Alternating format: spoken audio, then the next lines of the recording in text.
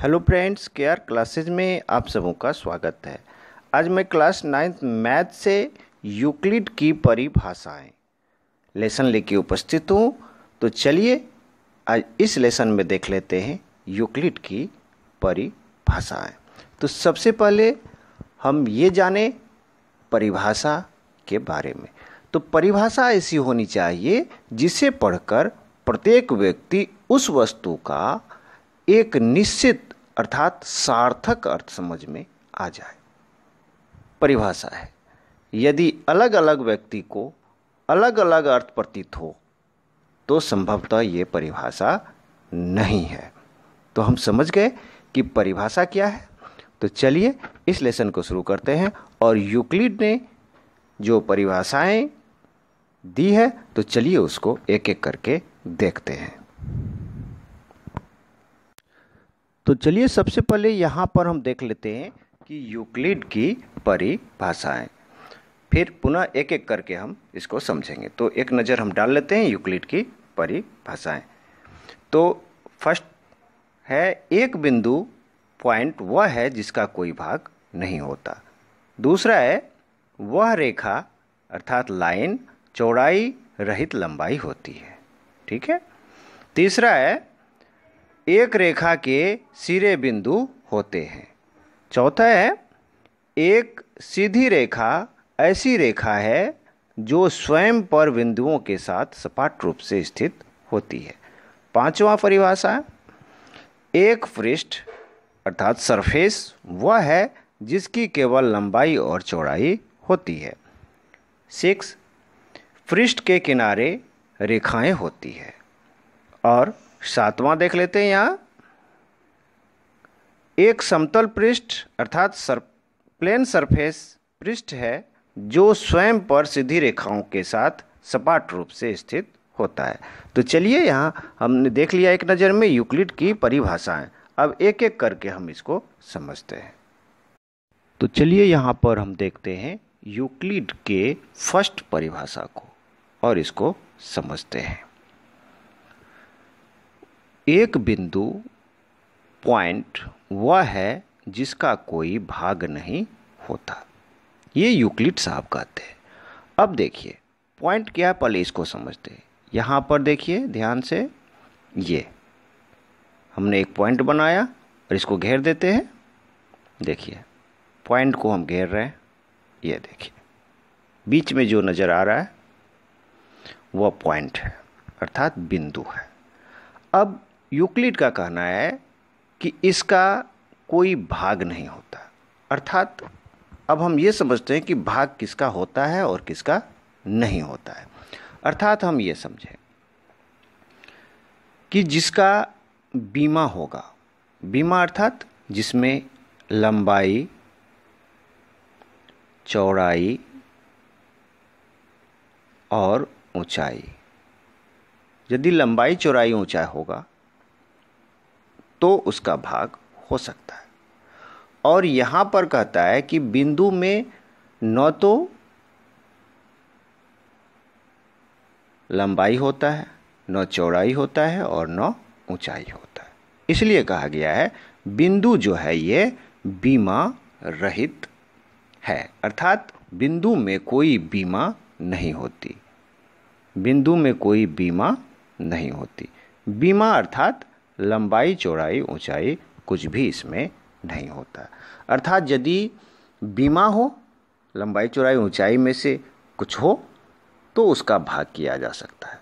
तो इसी तरह से यूक्लिड ने कहा कि एक बिंदु पॉइंट वह है जिसका कोई भाग नहीं होता।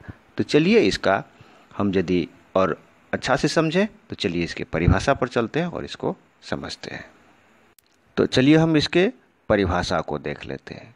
ठीक है। बिंदु पॉइंट, बिंदु की कोई लंबाई चौड़ाई और ऊंचाई नहीं होती। ठीक है। यह मात्र सही स्थिति को दर्शाने का कार्य करती है। चलिए यहाँ पर पुनः हम एक पॉइंट बना देते हैं आपका। ये देखिए ये बिंदु है। ठीक है। इसमें लंबाई भी नहीं होता है, ठीक है, चौड़ाई भी नहीं होता है और ऊंचाई भी नहीं होता, अर्थात ये बीमा रहित है। इसीलिए यूक्लिड ने कहा कि इसका कोई भाग नहीं हो सकता। तो इस तरह से अब देखते हैं यूक्लिड की दूसरी तो चलिए यहाँ पर देख लेते हैं यूक्लिड के दूसरी परिभाषा। तो यहाँ पर देखिए, एक रेखा अर्थात लाइन चौड़ाई रहित लंबाई होती है। अब देखिए, एक लाइन हम दे रहे हैं, ध्यान से देखिए जरा। अब देखिए, ये एक रेखा है, ये ठीक है। ये देखिए, एक रेखा है ए और बी, ठीक है। अब देखिए, इसमें कहता है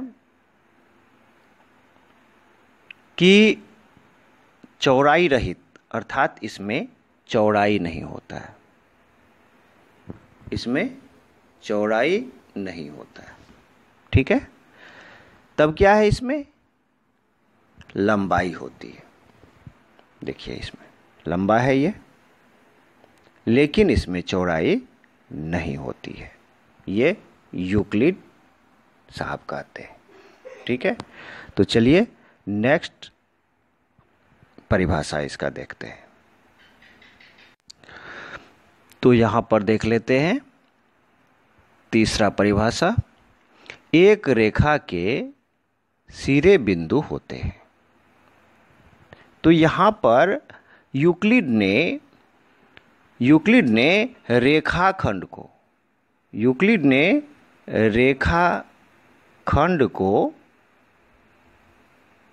रेखा कहा, रेखाखंड को ही रेखा कहा था। तो इसीलिए उन्होंने कहा कि एक रेखा के सिरे बिंदु होते हैं, ठीक है। अब देखिए, यदि हम रेखाखंड लें, ये देखिए रेखाखंड है, तो इसके सिरे बिंदु अर्थात अंतः बिंदु होते हैं। इसके लास्ट में देखिए, अंत में यहाँ पर बिंदु है और यहाँ भी ये बिंदु है, देखिए इसको घेर रहे हैं, ठीक है। तो इसीलिए कहता है कि एक रेखा के सिरे बिंदु होते हैं। चौथा परिभाषा देख लेते हैं, एक सीधी रेखा ऐसी रेखा है जो स्वयं पर बिंदुओं के साथ सपाट रूप से स्थित है। अब देखिए, एक सीधी रेखा लेते, सबसे पहले हम ये जाने कि रेखा जो है, ये देखिए रेखा कई बिंदुओं का मेल से, कई बिंदु के मेल से ये रेखा का निर्माण होता है। इसमें बहुत सारे बिंदु, अब देखिए छोटा छोटा बिंदु यदि हम इसको सटा करके दे दें, इसके नज़दीक नज़दीक डाल दें, देखिए इस तरह से, तब ये रेखा बन जाती है, ठीक है। ये जानते हैं हम लोग। तो इसीलिए कहता है एक सीधी रेखा ऐसी रेखा है जो स्वयं पर बिंदुओं के साथ, अर्थात ये क्या हुआ है कि अनेक बिंदुओं से इसका निर्माण हुआ है। तो इसीलिए कहता है बिंदुओं के साथ सपाट रूप से स्थित होती है, ठीक है। तो चलिए नेक्स्ट एग्जाम्पल देख लेते हैं इसका। तो चलिए इसका पांचवा परिभाषा देख लेते हैं, एक पृष्ठ अर्थात सरफेस वह है जिसकी केवल लंबाई और चौड़ाई होती है। सरफेस तो हम लोग जानते हैं, या स्क्वायर हो या रेक्टेंगुलर हो। जैसे अब एक आयत ले लेते हैं, ठीक है। देखिए सरफेस हो गया। तो कहता है एक पृष्ठ वह है जिसकी केवल लंबाई और चौड़ाई होता है। तो देखिए ये हम लोग जानते हैं कि यहाँ पर इसका ये लंबाई है, ये लंबाई है और ये चौड़ाई है, ठीक है। तब ये स्पष्ट हो जाता है कि एक पृष्ठ वह है जिसकी केवल लंबाई और चौड़ाई है, ठीक है। यह हो गया आपका लंबाई और यह हो गया चौड़ाई, ठीक है। नेक्स्ट एग्जाम्पल लेते हैं और इसको देखते हैं।